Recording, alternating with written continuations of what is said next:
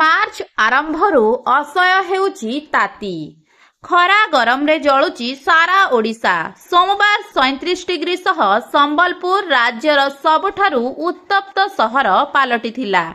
सेहीपरि राजधानी भुवनेश्वर रे पारद 35 डिग्री रे पहुंचीतिला। गत किछि दिन हेला डहडह खरा हेउथिबा बेले विशेष करी पश्चिम ओडिशावासी ताती रे त्राही त्राही डाकुछंती। ए वर्ष खरा और गुळुगुळी अधिक दिन रहिबो बोली पाणीपाग विभाग पूर्वानुमान करिछि, जहाकु दृष्टि रे रखी नुआ गाइडलाइन जारी करिछि भुवनेश्वर महानगर निगम।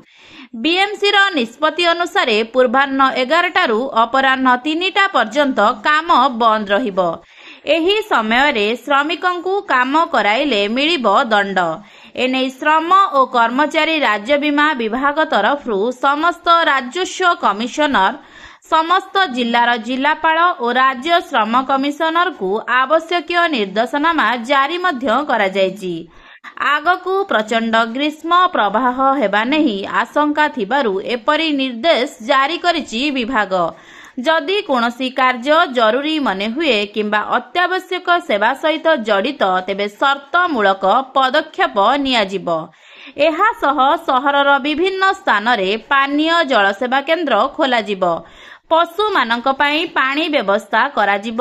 सेहीपरि अंशुघात पीड़ितंक चिकित्सा पई समस्त हॉस्पिटल प्रस्तुत रहिब।